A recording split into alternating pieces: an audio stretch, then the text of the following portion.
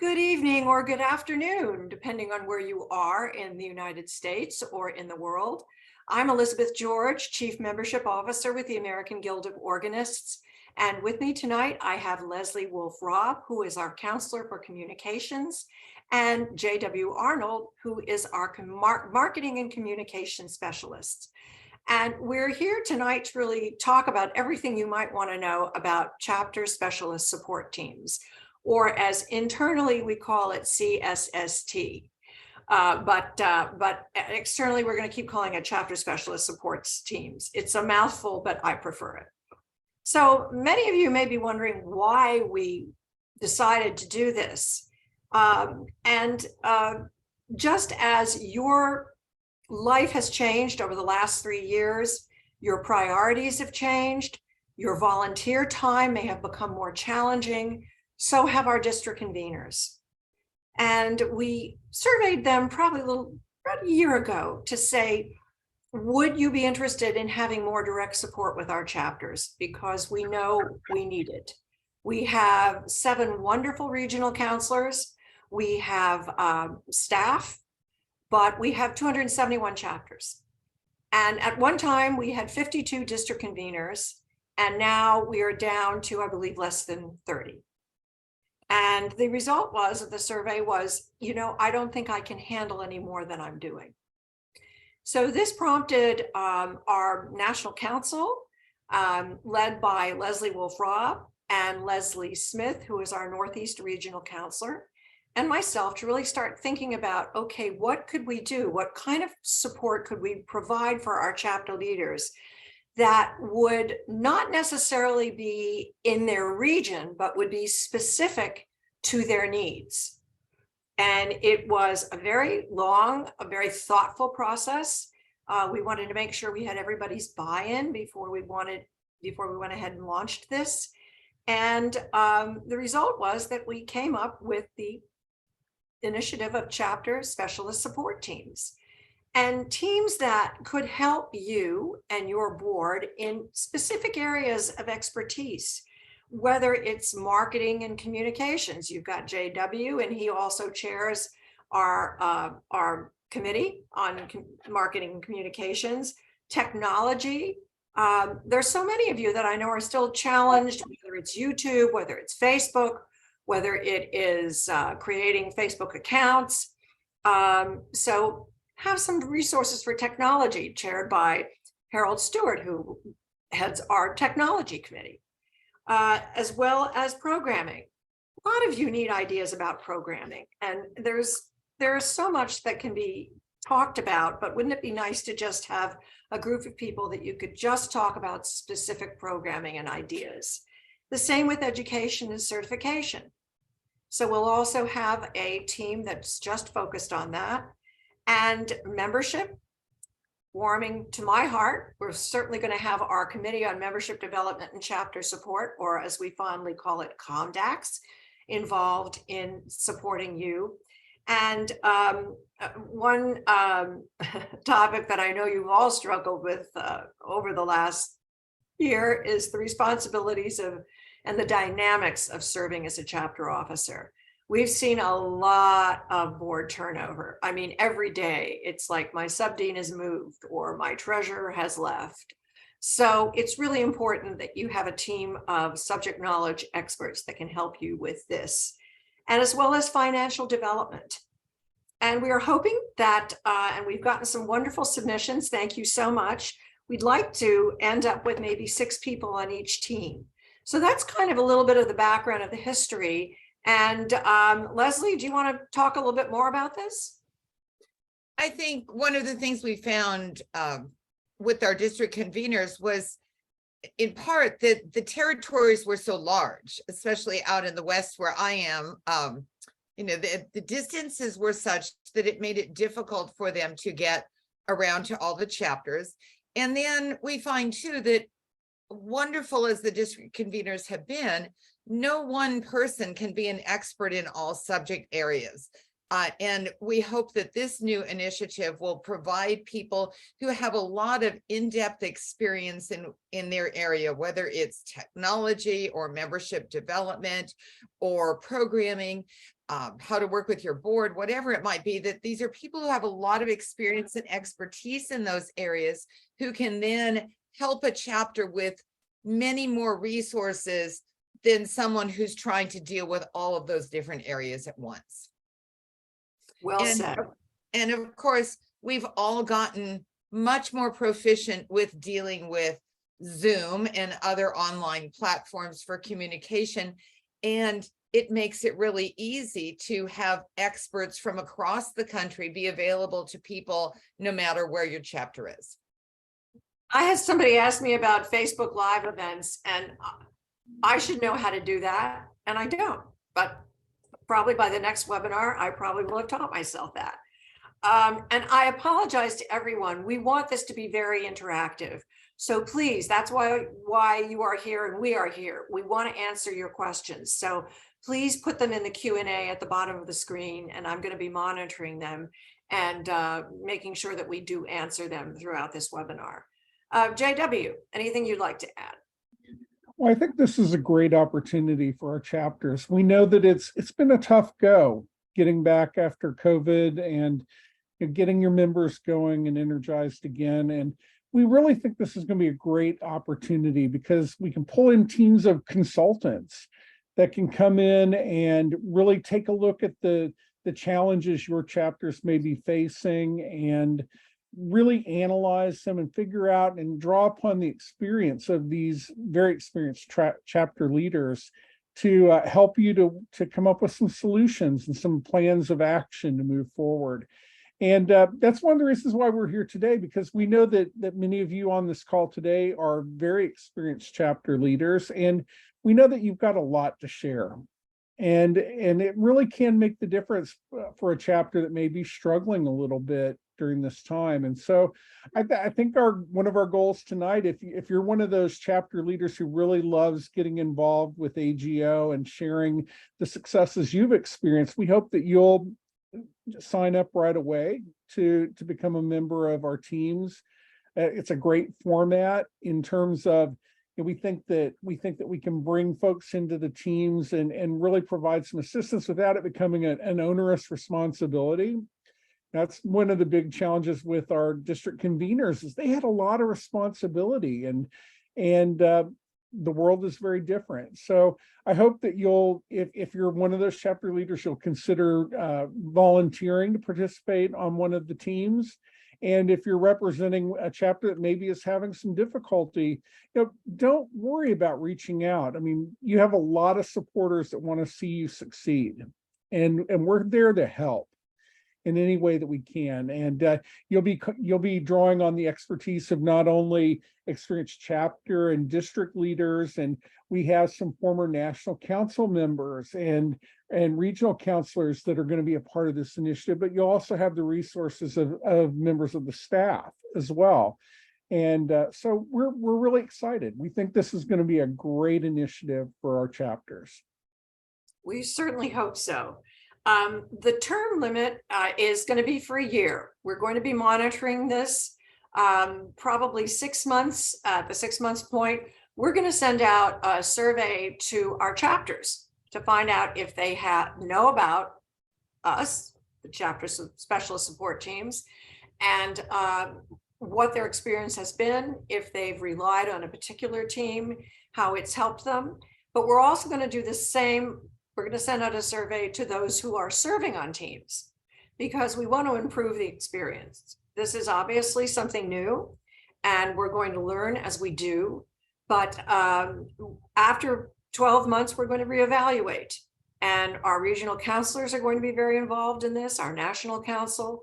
We really want to take a look at this and see, okay, we've had some great successes, but where can we maybe improve upon what we're doing? So I know I had a lot of people that have emailed me to say, well, how long do I have to serve? And it's 1 year. And the focus will be, we hope that our team leader will distribute any questions or requests or help, so that not one person is going to have the responsibility of being the point person for each team. We want to distribute all of the responsibilities so that no one bears the burden of just being the one person that everybody contacts. So that's the other thing. And I see we do have a question here.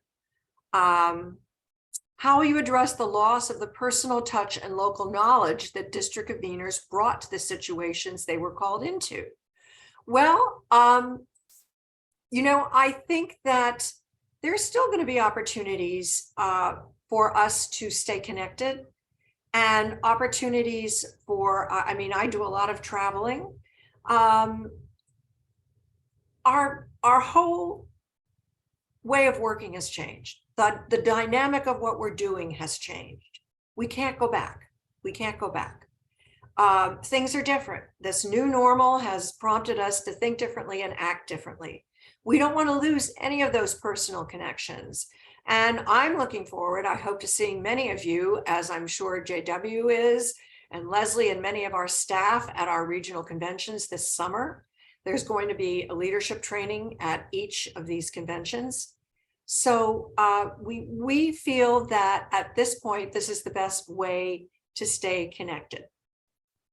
Any other thoughts on this question, Leslie?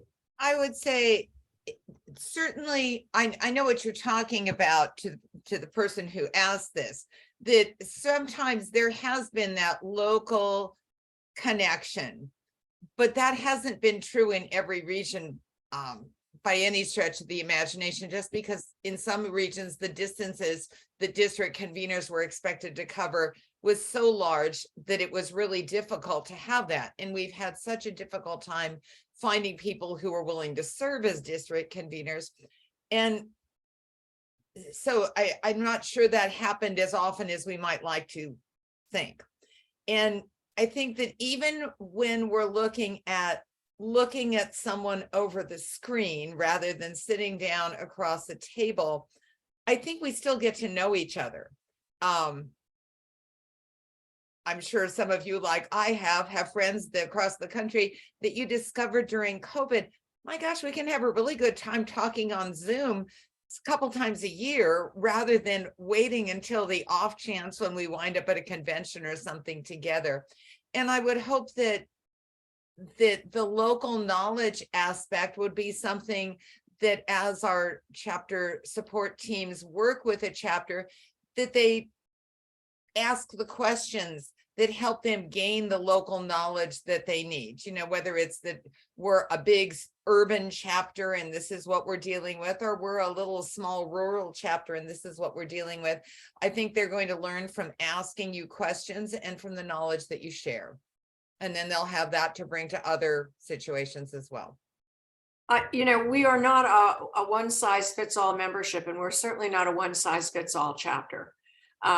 So the chapters that are under 20 people have much different needs than the chapters that sometimes I call them the big corporations, like the LA chapter or the Philadelphia chapter or the New York City chapter. You all have special needs that are different. And we feel that, and we hope that our teams will represent this, so that we might have people that have had the experience of being on a small chapter or a medium-sized chapter or a large chapter, that they can bring that unique perspective to help you succeed.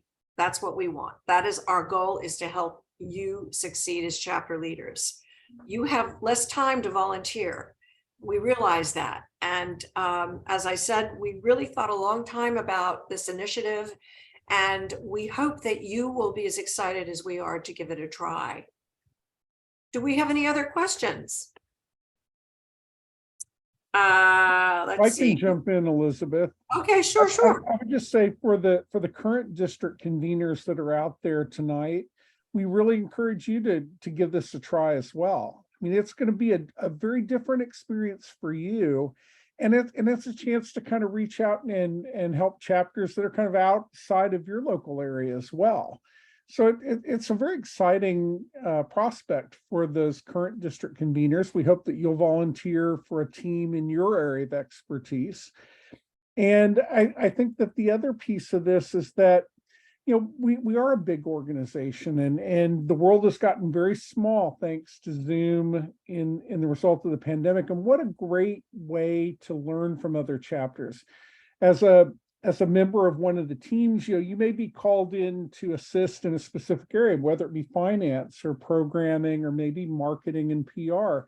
But think about the other strengths that those chapters have that you'll be able to gain from the experience and the knowledge as well. So we just think this is a very exciting opportunity to make AGO stronger and more connected, and really deal with some of the kind of organizational challenges that we've been facing for a long time. I mean, even if COVID had not happened, we were having the challenge of filling all the district convener spots. And now, thanks to the lessons we've learned, we think that this is a much better way to provide the support that our chapters need, and the professional development and the personal development that our leaders are seeking to gain as well. So we hope that you'll take a moment to fill out that form, and so we can have a conversation with you about how you can contribute to AGO.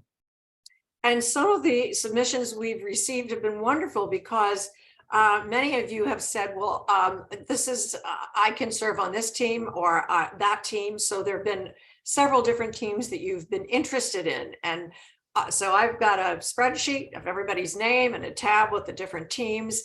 And what I've been doing on a weekly basis is sharing these with our regional counselors, because they want to be very involved in this, as they should be, because they work closely with you and they know you. The time frame is that by the end of April, we will have our submissions received, and staff, national council, regional counselors will get together and take a look and say, oh, wow, look, this person has signed up for 3 things, but one of the things that she signed up for was finance. And I know how strong she is in this area. Let's ask if she'd be willing to just start and serve on that team. So that's the decision process. We hope to then be contacting you in May, and then team training will begin in June, so that we have the summer to really get ready and ramp up and be ready for the fall. I'm trying to think if there were any other questions. Elizabeth, one of Yep. the things that we talked about earlier today was the question of how long working with a particular chapter might last. And I think that depends entirely on what the issue or concern is that the chapter is trying to work on. And I don't know that we have a ready answer for that. I think that that's very specific to whatever the issue might be. Definitely. I know from supporting chapters with specific issues this year, some of them have been a very easy fix. I've said, oh, please contact JW or contact Josh Freeman, our Chief Technology Officer, or here's someone you can contact. But there have been times when it's more of a challenging chapter issue. It might be a leadership issue, might be a board issue, and it takes time. It's not going to happen overnight, and it might take a few meetings and discussions, and that's fine. That's fine, as long as we're working together to come up with solutions, and that's what we want. We want you to be successful. We want to be successful in helping you. Are there any other questions? I see we have 29 people participating, which is great. That's exciting. Anything else that you might want to know? I think we talked about who assigns the teams. Do the teams have a leader? Yes, for the most part. Our committees that we have set up in the AGO now, probably the chair of that committee, if it's technology or marketing communications or membership, will probably be chairing that. For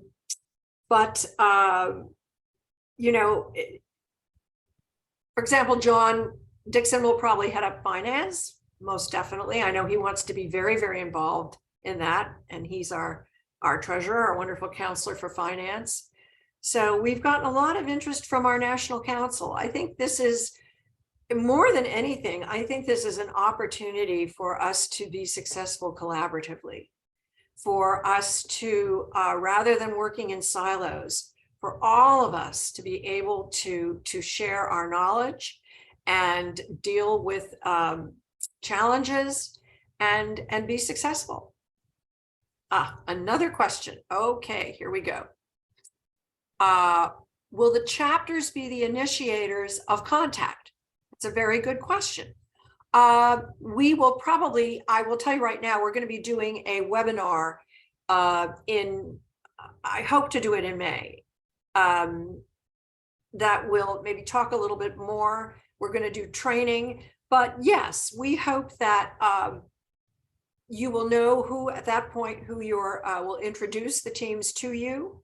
And it'll probably be June instead of May. But then we want you to be able to contact them, and you'll have all the contact information, and just reach out to them and don't be embarrassed. There are no stupid questions, because I've learned that along the way. And we want you to be proactive in contacting these people, and then they will immediately follow up. There will be some follow-up. It's not just going to hang there. And I think too, that if a chapter reached out, for example, to their regional counselor and said, you know, we're really struggling with figuring out what the best programming is, then the regional counselor in turn might say, well, we have this great chapter support team in this area that you can contact. Let me provide this contact information to you. If the chapter didn't think on their own to contact, that could be suggested by whoever they reached out to, whether it was the regional counselor or Elizabeth. So someone just asked, will the role of the regional counselors change? Absolutely not. Absolutely not. They're there for you. They've got your backs. You know, when I was looking at this, you know, the regional counselors have been asked to do so much. They serve as mentors. They serve as human resource experts, mediators, psychologists. Yes, they do. And they're the diagnosticians if we are, but they might need the physician's assistance. So here's where our leadership chapter specialist support teams come in. They're the assistants that can really come and pinpoint and help. But no, the regional counselors' positions are not going to change. We want them involved. There'll be very clear lines of communication. So I hope I've answered that to your satisfaction. We can't do without our regional counselors. Anybody else? Any other questions? Well, we have recorded this. I know I got several emails today from people that said, will this be recorded? Because I'm sorry I couldn't attend it tonight. Absolutely, just like with every webinar. It'll probably take me about 24 hours to download it and then upload it onto YouTube. And once it's on our website, JW will send out an email letting you know how to access it. And in the meantime, we're here. Please don't hesitate to contact us. Contact me. I'm available. We want to answer any question you may have. If you've come up with other questions that you suddenly thought about after this webinar, please do let me know. Let me know. That's what we're here for. So Leslie, I want to thank you for being here tonight, and JW, and I want to thank all of you for taking time on a Monday night when there are a lot of things that you could have been doing to spend time to learn a little bit more about this. And we hope to see you soon, and we hope that you'll consider being part of our teams. Everybody take care, and thank you so much for joining us tonight. Be well, and we'll see you soon.